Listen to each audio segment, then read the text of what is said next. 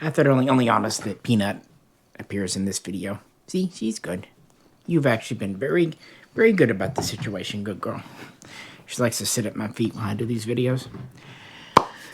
Where to go to next? You know, back in the day, you could get Bulgarian Makarovs. You could get the Russian commercial ones under the IMS, the IJ type brand. One of the first ones I saw in store was this. The Polish P64. And when I say one of the first ones, I'm talking about one of the first 9x18 PM guns that wasn't a PM itself. And I knew even then, hey, Poland made some really great things. The P64. What a gun to both love and not love. There's a lot to this. And I think when taken in context and when we kind of really talk about why it has the negatives it does, you understand the reasoning, it makes sense and you can really forgive it and really just appreciate it for just the quality. The bluing, the machining, chrome line bore, and a very unique safety system. Now, this might be one of the safest of the 9x18 guns.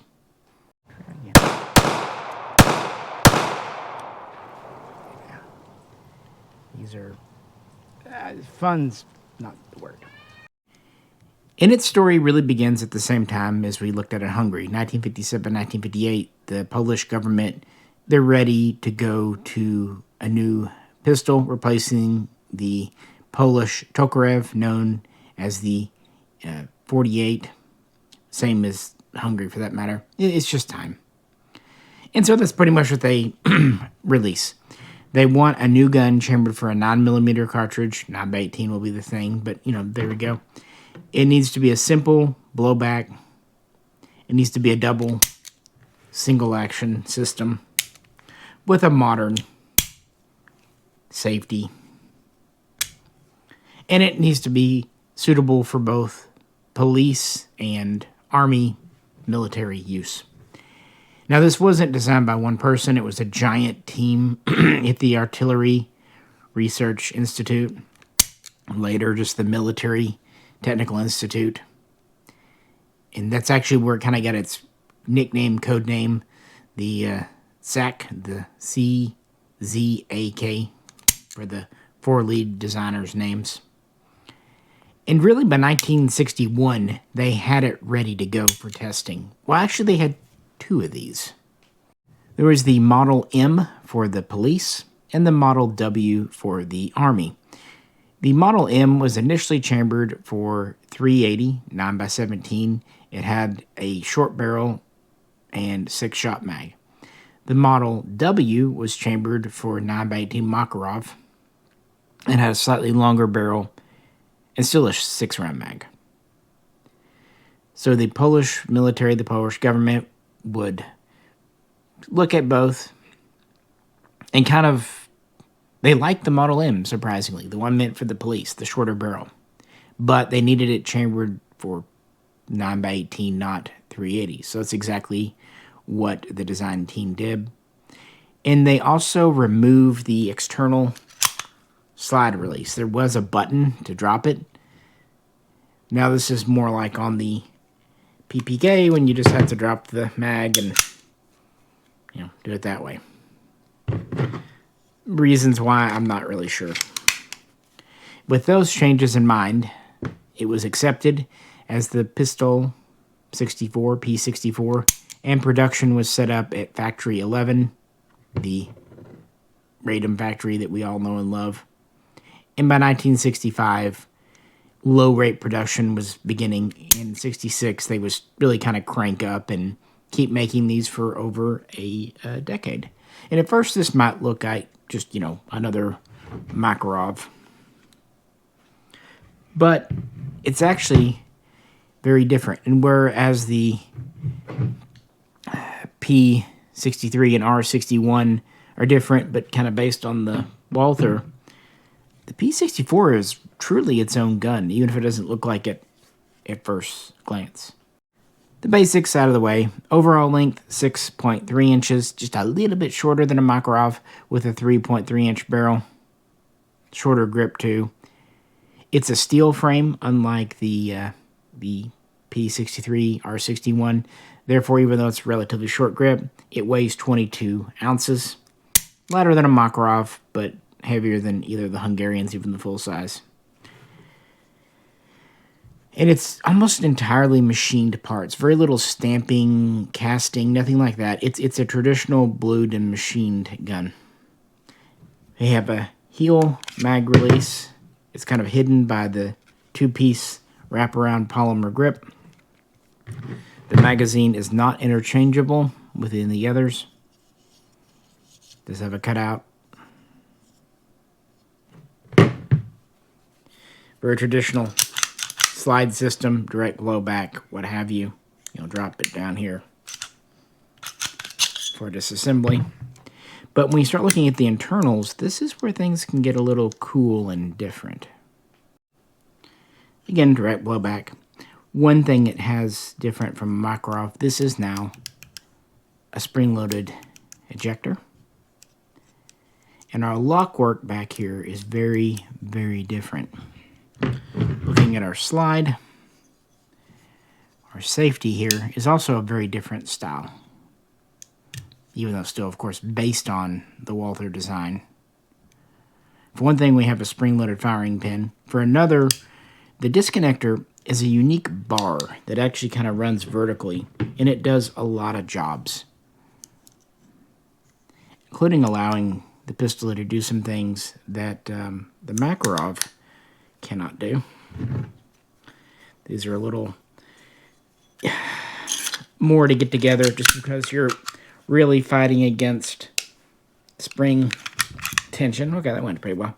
But yeah, a little stiffer spring because of that. So, here you go. First off, notice the trigger in double is here. And then we put it on single action, and it stays here. It doesn't move back, so it's in the constant position. It's just lighter. Also, if we use the decocker, notice the trigger is completely just disconnected, whereas on a Makarov, if it's on, you're just physically blocked. Also, when it's on like this, you can't jank the slide, either to load, unload, whatever. This you can. It's just the decocker going forward. So you can unload it or load it with the safety on. That seems like a great idea to me. I don't know about you. And I don't know. I like the feeling that my trigger is just not just blocked, but it just makes me feel better. This gun feels much better designed for deep concealed carry for police or high-ranking officers, and it is lighter and much more compact than a Makarov. And, well, 6+1 capacity, it's a defensive gun. I should mention that it does have a pretty low muzzle velocity. The regular Makarov pistol was about a little 1,020, 1,030 FPS.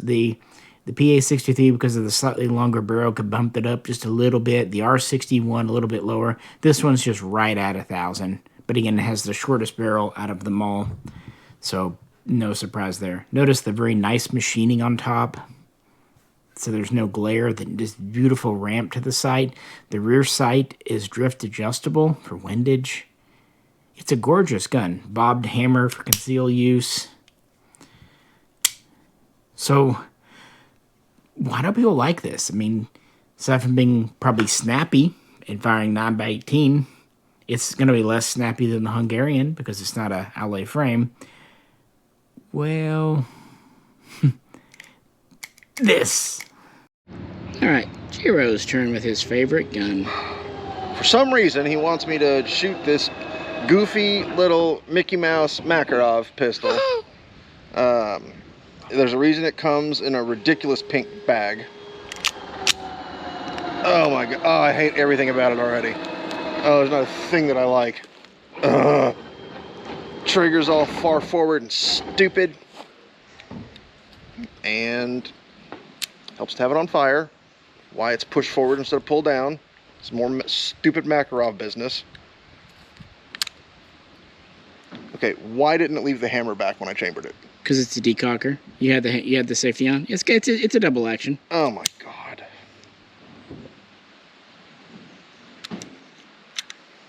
It's one in the pipe. Yep. Nothing. Dead trigger. Pull the trigger. Is the safety vertical or horizontal? Vertical. Okay, flip it forward, horizontal. Right. That's on. Okay. And then pull the trigger. Oh my god, I hate everything about this. I was so hoping that would happen.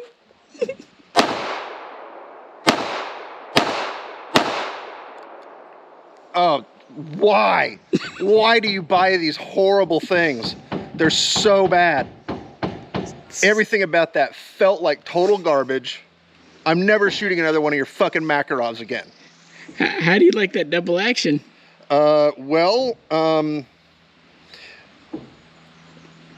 The key word there is action. And if there isn't any, you can't call it an action, can you? I mean, the only thing I can say for it is that before it damn near broke my hand trying to jump out of it because of the stupid twist on these things, at least it was on target. But my God, I hate everything about Makarovs. Just, you will never sell me on it. It's never going to get any better. I'm never going to hate them any less. If Poland, if this is your gun, the Soviets deserve to win. That's getting edited out. It's that darn double action trigger. It's smooth, but my God, it's like breaking a glass rod in your hand, and I don't mean in a good way. Now, the single action, it's actually very nice, and that's what you're mostly going to use it in, right? But why? Is this a mechanical fault? Did they not know what they were doing? No, it was completely intentional. Because Poland was one of the few nations to actually adopt and issue in relatively large numbers a submachine gun type, or Pt.2, or I guess machine pistol type gun, the PM63 rack, that fired 9x18. But because it was an open bolt little gun, the Polish 9x18 cartridge had to have pretty tough primers to make sure there wasn't chain fire, set off, accidental slam fire.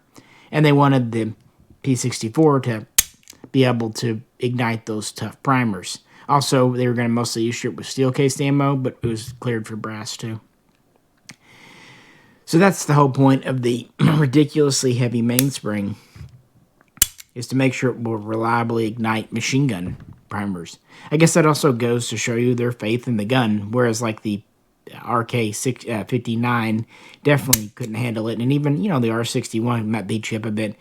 They knew that their gun can fire nice, hot, stable ammo. And also the use of that PM63 explains why the Army was okay with accepting a pretty small, compact little gun, because it was just one of their guns in their toolkit. Here's its holster. I really like the holster too. It's kind of a hard shell, pretty stiff leather. Spare mag here. And then we have metal hangers for a shoulder strap or belts here. Relatively compact little holster. There are different versions, I know. This is just the one that mine came with. I've had this pistol for a long time. I think I bought it in the very early 2000s. Neat little package. Really like it. But it was just one of their guns. This was meant for police, high-ranking officers, plainclothes detectives, military, police, guards. A lot of your field guys that might still need a pistol, like NCOs, right on their own, they're still going to keep the old 48 Tokarevs, at least for a while. That's perfectly good for that. And as vehicle drivers, artillery crews, tankers, those are the guys that got the PM63 rack. So that was a big version. The barrel on that's 6 inches, and it has a 25 round capacity. So there's your Makarov firepower if you need it. The cat is now playing with my... I felt you jump on me.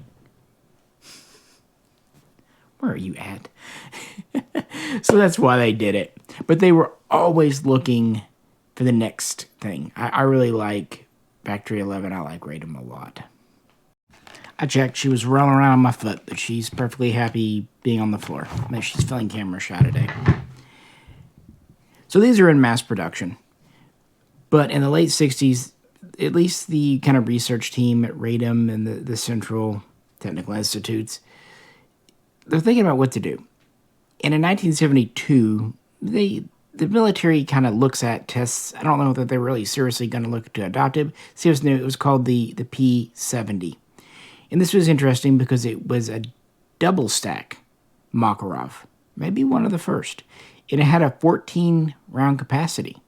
And like the P63, it had an aluminum alloy type frame. Pretty cool. But, times move on. I don't know why they didn't go. Next, we had an even more interesting concept, the P75. And this would be tested, at least evaluated, kind of worked with. And it had a type of early polymer frame with reinforcements. So about the same time that Heckler & Koch was introducing the VP70. But it, too, did not go anywhere. But it would directly lead to the P78A, which would directly lead to the P78B. And this program at the time is called vanadium. That's just how Poland does it. That's why we have the Tantal, the Beryl. They named the Onyx. They named a lot of their smallest programs after elements of the periodic table. It's been an hour and he's still grousing. Here it is in double action. It is not great. Not great. Single action is not bad. I actually do like that double and single, the position of the trigger is the same. I do actually think that is... Yeah, and it's too far forward either way. Well, that's a safety thing. This one mag is sticky, but it's a mag issue, not a gun issue. No, it's definitely a macro issue. Luckily, this is not a macro. But yeah, single action, double, same position, just heavier. And of course, as we were talking, when your safety is on, it works like most decockers, where the hammer goes forward, and you're in double. But if the safety's off, of course, it'll be in single. And it's really not a bad single pull. It really is not. You know what's really bad? Makarov. For a P64, this is one of the better double action triggers. Oh my God, really? I am not... Guys out there, sound out in the comments. Yeah, this is one of the better ones I've felt. Just why? Machine gun ammo, man. Machine gun ammo. While they were looking at concepts and prototypes, they didn't forget about the P64. No, it was in full rate production. In 1971, they actually made some internal updates to the hammer and pin system. And then in 73, they went from the bobbed hammer to more of the extended shelf hammer. And they also reworked the trigger and double action a bit to make it a little nicer. Mine's an earlier one, so it doesn't have that. But even those aren't great. And again, they would keep up full rate production for a number of years, over a decade, wrapping P64 up around 1977, give or take. And like a lot of this, we don't know how many were made, but a lot of collector guessing and estimating puts it under 200,000. So somewhere between 150 and 200,000 P64s. And a lot of them would hang on, especially for high-ranking officers and plainclothes detectives and investigators for decades to come. But it was looking long in the tooth. Even with a few nice updates, it was time to replace it. And they take the concept of the P78B and develop it into one of my favorite combat guns of all time. The P83 Wanad Eagle. Like I said, this was a development of the P78B. It was tested and formally adopted in 1984 and in production by 1985. And this is them stepping back a bit. It doesn't have a polymer frame. It's not a high capacity. In fact, spec-wise, it's very, very close to the original Makarov PM here.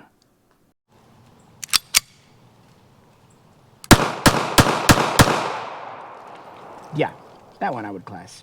It's fun. This is about 6.4 inches long with a 3.8 inch barrel. This is about 6.5 inches long with a slightly shorter barrel at about 3.6 inches. Same basic overall height. Weight-wise, they're both 26 ounces. And capacity-wise, they're both 8 shots. And the magazines even look the same. I'm not sure why they're not interchangeable, but they are not. This is the Polish mag. Won't go in the Russian. Russian mag. Won't go on the Polish. That's the only thing I think is a little odd. But, oh well.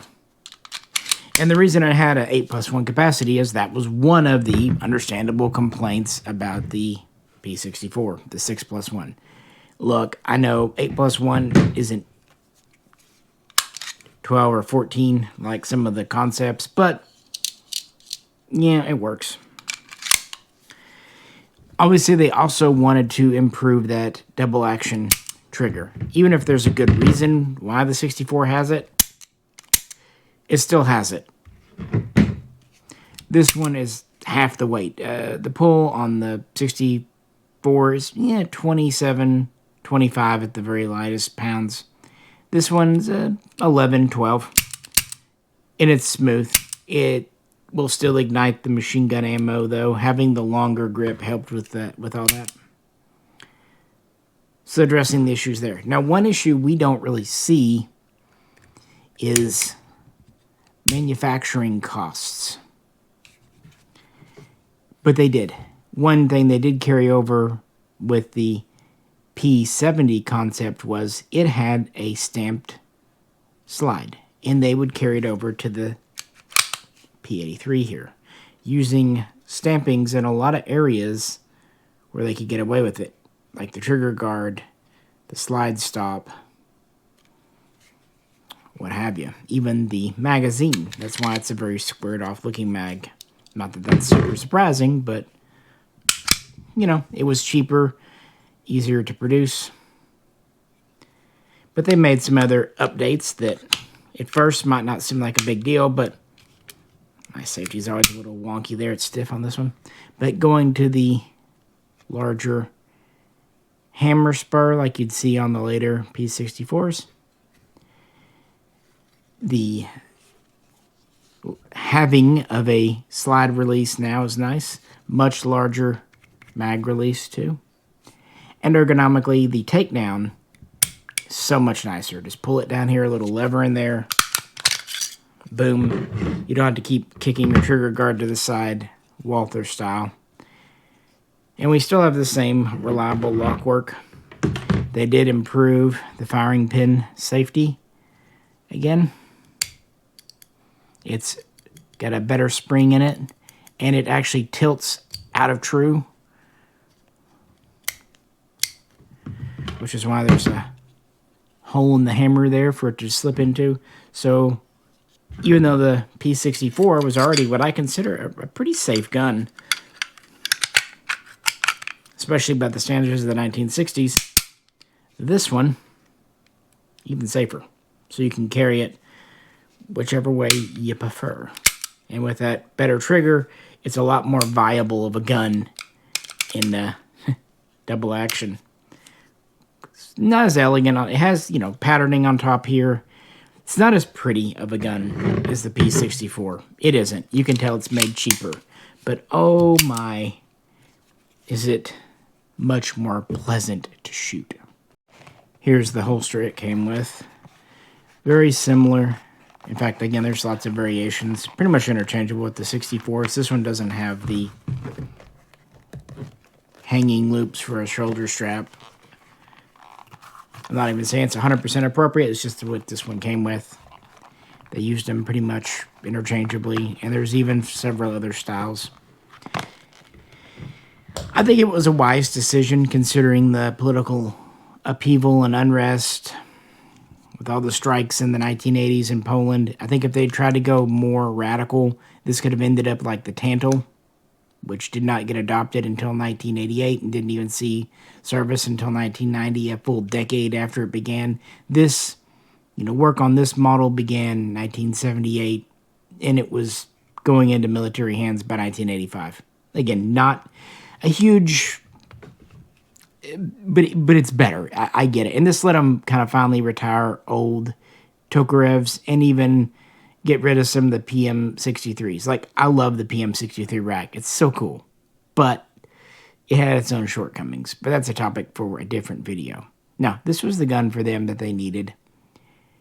And they did offer export versions. There was a version in 380 that they did. There was a few different commercial releases. There was even a quote-unquote modernized one. I've seen the name P93. I've also seen P83M.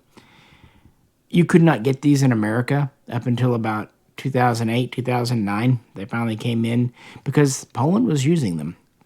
They're one of the few Makarovs that survived the fall of the Warsaw Pact and the Kombloch. They were still in active service. Heck, they were still a little bit into production in the 1990s. And when Poland would send forces to support NATO operations in Iraq and Afghanistan, a lot of them would be mustering the P83. So it's one of the few 9x2 Makarov type guns that saw NATO activity. I think that's super cool. I'm not going to say there aren't some that are still knocking about somewhere in Poland today, but certainly up until at least 10, 15 years ago, even though newer guns like the VIS 94 came around and then the WZ 100, took a long time to replace. And this is a perfectly good, acceptable gun. It's a Polish Makarov. And one of my favorite shooters.